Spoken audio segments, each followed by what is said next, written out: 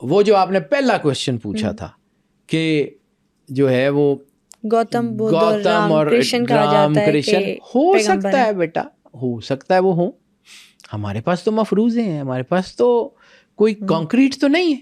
اب کتابیں ضائع ہو گئیں. پھر برٹش امپائر کو کیا پڑی تھی ہماری لائبریریوں سے ہمارے مینوسکرپٹ اٹھا کے سمندر میں لے جا کے غرق کرنے کی. برٹش امپائر کو اتنا کیا مسئلہ تھا ہماری ہینڈ ریٹن کتابوں کا؟ کچھ تو تھا، کچھ تو تھا. پھر ہماری ہی اپنی کمیونٹی نے پرنٹنگ پریس کو جو ہے وہ ناجائز قرار دے کے کتابیں چھاپنے پہ پابندی لگوائی رکھی.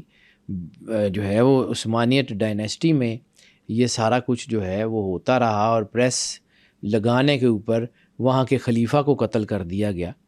تو بیٹا یہ ساری چیزیں کہیں نہ کہیں وہ جو طاقتیں ہم سے سینکڑوں سال آگے چل رہی تھیں وہ کروا رہی تھی نا. وہ ہمارے اندر بھی تو ہے نا. ہمارے اندر یہ جو لڑائیاں ہیں شیعہ سنی وہابی دیوبندی کا فساد، تو بیٹا دین تو ایک ہے، بے شک، ایک اللہ، ایک رسول، ایک کتاب. نہ اس میں تحریف ممکن ہے، نہ کرنے دیں گے، نہ ایک اللہ کے اوپر، نہ سرور انبیاء صلی اللہ علیہ وآلہ وسلم کے آخری نبی ہونے کے اوپر، نہ قرآن پاک کی آخری اور مستند ترین کتاب ہونے کے اوپر. کسی کو کوئی ہم نہ اجازت دیں گے نہ دے سکتے ہیں. اور باقی چیزیں جس سے سرور انبیاء صلی اللہ علیہ وآلہ وسلم نے محبت کی ہے، جس نے رسول اللہ سے محبت کی اس سے محبت واجب. جس نے سرور انبیاء صلی اللہ علیہ وآلہ وسلم سے دشمنی کی یا جس سے رسول اللہ صلی اللہ علیہ وسلم نے جو ہے وہ دشمنی کی اس سے دشمنی واجب. یہی دین ہے.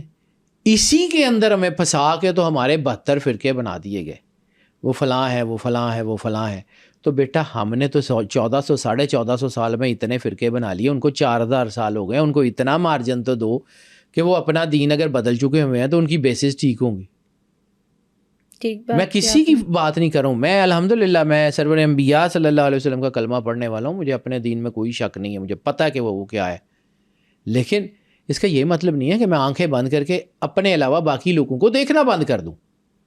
اس کا یہ مطلب نہیں ہے کہ سرور انبیاء صلی اللہ علیہ وآلہ وسلم کا کلمہ پڑھنے کے بعد مجھے باقی لوگوں کی اوتھینٹسٹی کے اوپر شک ہونا شروع ہو جائے. نو،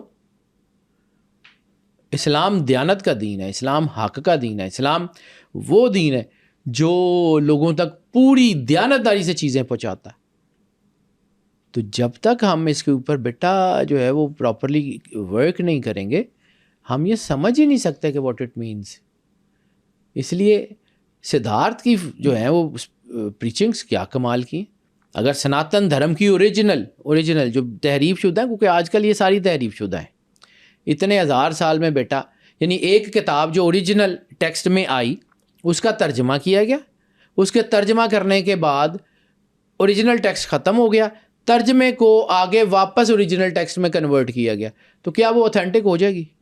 کیونکہ اس میں 100 چیزیں بدل جائیں گی. ایک لفظ ہے اللہ کے، یعنی فرض کیا کہ ایک کتاب کوئی آئی کسی بھی زبان میں، وہ آئی، آنے کے بعد اس کو مختلف زبانوں میں ترجمہ کر لیا گیا. پھر حوادث زمانہ ایسے ہوئے کہ وہ جو اصلی کتاب تھی، چونکہ اس وقت پریس نہیں ہوتے تھے، کچھ نہیں ہوتے تھے، وہ کتاب دنیا سے چلی گئی، ضائع ہو گئی، پھٹ گئی کسی طرح. اب پھر اس قوم کے بڑے علماء بیٹھے، انہوں نے کہا یار ان ترجموں سے وہ جو اصلی کتاب ہے وہ بنا لو. تو وہ جو ورڈ آف گاڈ تھے وہ بنا لیں گے، وہ رہیں گے تو بندوں کے، ان کے اندر ساری چیزیں ڈفرینٹ ہوں گی، چینجنگز تو ہوں گی، مفہوم بھی تبدیل ہو. کوئی ایک آدھ چیز کو ٹھیک ہو سکتی ہے، باقی تو نہیں ہو سکتی. قرآن پاک واحد کتاب ہے جس کا اللہ نے وعدہ لیا ہوا ہے کہ ہم اس کی حفاظت کریں گے، اس کو کچھ نہیں ہو سکتا. باقی دنیا کی ہر کتاب میں تحریف ہوئی ہے تو ان کو مارجن تو دینا بنتا ہے نا. اب سناتن دھرم کی پرانی کتابیں، وید پران جس کا مساک النبیین، میں اس لیے مساک النبیین کا ذکر کرتا ہوں کہ یہ وہ واحد کتاب ہے جس کا ابھی بھی دوسرا تیسرا پہلا ایڈیشن کسی نہ کسی کے پاس ہوگا، 1916 1918 کا، 1930 1934 کا. آپ کے پاس بھی اس کا؟ میرے پاس 1934 والا ایڈیشن ہے بیٹا. اور وہ دوسرا ہے کہ تیسرا؟ وہ تیسرا ایڈیشن ہے. وہ تیسرا ایڈیشن ہے، ٹھیک ہے. 1934 والا ایڈیشن میرے دادا جی کی کتابوں میں سے تھا، وہ میرے پاس پڑا ہوا، وہ میرے پاس ہے جس کو میں پڑھتا ہوں. باقی اوبویسلی اس کے بعد اس کا 48 ایڈیشن بھی مجھے کسی نے بڑا خوبصورت پیپر، بڑی شاندار کتاب بھیجی تھی، لیکن وہ تیسرے ایڈیشن اور 48ویں ایڈیشن میں زمین آسمان کا فرق ہے, سارا کچھ ہی بدل دیا. ٹھیک ہے جی, وہ ہم نے 2 جلدوں سے 1 جلد کر لی, یعنی جو ضروری چیزیں تھیں وہ نکال دیں, باقی ساری اکٹھی کر کے ایک کتاب بنا کے بھیج دیتی. تو ابھی تو آپ کے پاس ہے تو آپ اس سے بیٹا میں اس سے پڑھتا ہوں, دیکھو نا وہ اس کتاب کی حالت یہ ہے کہ اس کو ہاتھ لگائیں تو اس کا صفحہ ٹوٹ جاتا ہے. ٹھیک ہے, میں جو ہے میرے بعد میرے بچے شاید وہ کتاب پڑھنے کے قابل بھی نہ ہوں. ہر چیز نے جانا ہے, بے شک میرے سمیت دنیا میں جو آیا ہے اس نے جانا ہے. ہر چیز جو بنی ہے اس کی ایک میعاد ہے, اس نے ختم ہونا ہے. وہ کتاب بھی ختم ہو جائے گی. ٹھیک ہے, لیکن یہ جو میں آپ سے بات کر رہا ہوں یہ چونکہ اس کتاب کی بنیاد پہ کل کو شاید آنے والے لوگوں کو آئیڈیا ہو کہ یار یہ بھی کچھ تھا, یہ بھی کچھ تھا, شاید اس کو ایکسپلور کرنے کی کوشش کی ہو جائے. سکتا ہے. نہ ہو تو نہ ہو, اللہ کی مرضی کے بغیر بیٹا کچھ نہیں ہوتا. اس لیے میں بار بار, بڑی تکلیف ہے مجھے کہ آج اگر ہم اپنے بچوں کو جو کچھ پڑھا رہے ہیں نا انٹرنیشنل سکولز میں, یا ہم جو انٹرنیشنلی اپنے بچوں کو پڑھا رہے ہیں, ہماری نسلیں خاص طور پہ وہ لوگ جو پاکستان کے باہر ہیں, ان کے بچوں کو دین کا ملنا بہت زیادہ ضروری ہے, ورنہ نسلیں ختم ہو جائیں گی.